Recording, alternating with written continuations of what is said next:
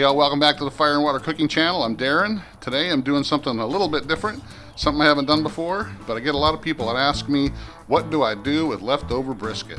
And since I just did a couple brisket videos, I figured I'd show you how to make brisket chili. Alright, this is the way I make it. I'll be right back.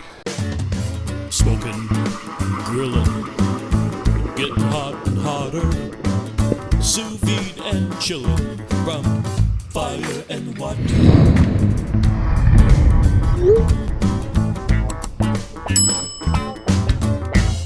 Alright guys, so this recipe, it doesn't call for any sous vide or any barbecue because I'm using a brisket though that was sous vide and barbecued. But I always get these questions, you know, people who will buy a whole packer brisket, cook the whole thing, and they'll only eat like half of it, and they're like, what do I do with the leftovers? So I'm going to show you what I usually do. A lot of times I don't have leftovers because usually when I cook a whole packer brisket I have a whole bunch of people coming over. But when I do, I happen to have a good size, a piece of flat left over from the videos I did last couple weeks. So I'm going to go ahead and show you how to make brisket chili. Now this is the way I make it. It's not, you know, set in stone. As far as I'm concerned, you can make chili any way you want, with beans, without beans. People will fight over it just like barbecue, but I like making it more like a stew. So I put beans in mine. I put a couple different kinds of beans. I use regular peppers. I don't make it very spicy. I make it just a little bit of kick to it, but let me show you how I'm going to make it. I'll be right back. I got all my stuff cut up and ready to go, so it's going to be really easy and a really quick video. So I'll be right back. I'll get my stuff. Alright guys, I'm going to go over what my ingredients are here. First thing I'm going to do is turn my pot on about 350 with a little oil.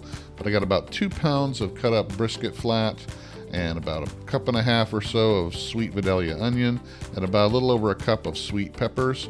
I'm going to have my seasoning mixture, which I'll put in the description below. I've got 2 cans, 1 big can, 1 medium can of petite tomatoes. I'm going to leave the moisture in them. I got 2 different kinds of beans, black beans and kidney beans, and some beef stock. So that's what I'm going to do. First thing I'm going to do is actually get my peppers and onions sweated down, and I'm going to use about 1/4 of the seasoning in it before we get going. Forgot my spoon out here again. Just use my little spatula. Just kind of want to get these stirred up some. Like I said, we're just trying to cook these down a little bit. We'll get them a little sweated out.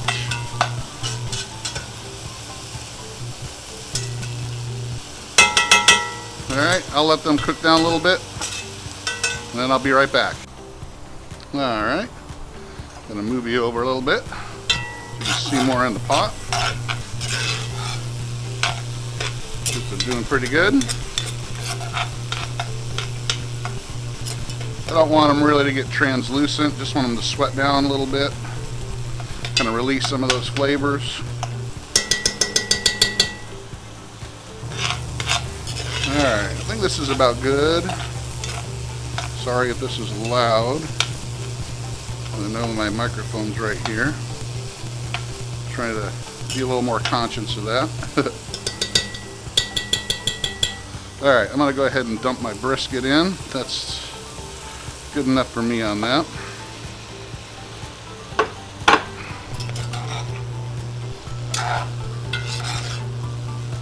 I'm going to add just a little bit more oil just to kind of coat some of this brisket. The fat's going to start to render and melt here. I want to mix these onions and peppers in.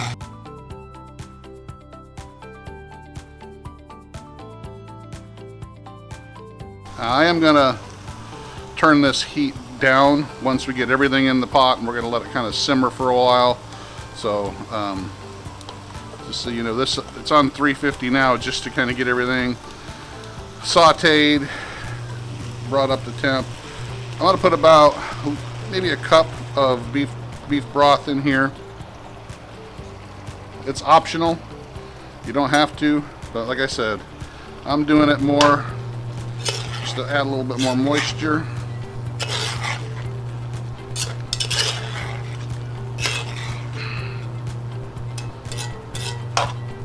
Now, like I said, with me, with chili, I mean, I'm open to putting just about anything in it that you want to. as Diva Q Danielle says, it's your kitchen. You can do whatever you want. This is how I do it. So you can follow my recipe, or you can adjust it and change it, or make what you want. But this is how I'm doing mine. So as you can see, the brisket's in there. I got a little bit of the beef broth. Got some of that seasoning in there. Smells really good right now. So I might put just a little bit more. I don't want to over season it because I know that my wife and kids don't really like it really hot. So I don't want to make it too spicy and hot that they won't eat it. So I can always put more. It's really hard to take it out. Alright guys, I'm going to put my cans of tomatoes in. I did not drain them. I'm using the moisture from the tomatoes to kind of make the stew.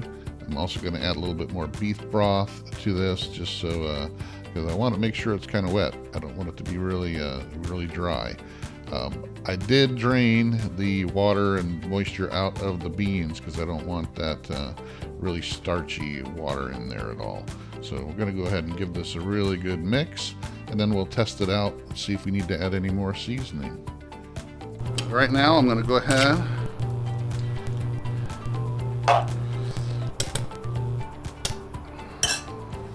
put the lid on, and I'm going to drop the temp down on this like 250. We're going to let it simmer for an hour or so, and then we'll be back to check it. Alright, I'll be back, guys. This has been a little bit, probably like 45 minutes or so. I did turn the temperature down just a little bit because about 10 minutes in I came back and looked, and it was kind of boiling, so I turned it back down. And remember, everything in here is already cooked, so all we're really doing is heating it up and melding the flavors together. And take a look at that. That stuff is, look at that, that's awesome looking. Whew. Smells good too. Boy, I can smell the smoke from the brisket and the onions and the peppers. And as you can see, it's nice and wet. I don't think I have to add any more stock to it. See the tomatoes floating around. I'm gonna take one bite here. Double check on the seasoning.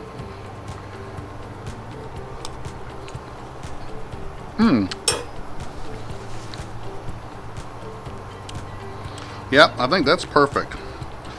It's got a little bit of kick, not too spicy, enough salt, enough pepper, and I think that's it. I'm gonna let it just kind of sit here and meld for another 10 minutes or so. And the way I usually serve my chili, whether it's this kind of chili or any kind of chili, I just put it in a big bowl. Actually, I cook up some white rice, and I pour my chili on top of the white rice, put a little cheese and maybe a little sour cream on it, and that's it. And there you have it, guys. Check it out. It's a great thing to do with your leftover brisket. If you make it like I just did, it's really simple. Just a few ingredients. Doesn't take long to cook. You can let it cook. Actually, just let it sit here like I'm going to do for about maybe another 40 minutes or so, and just kind of let it meld into the flavors. I'll turn it down, just keep it on warm so I don't get off too much of that moisture. I don't want it to be too dry. So, but check it out, guys. Make sure you make your own brisket chili. Thanks for watching. Follow us on Facebook, Instagram, Twitter. Follow us on our Fire and Water Cooking podcast, and I'll see you on the next Fire and Water Cooking video.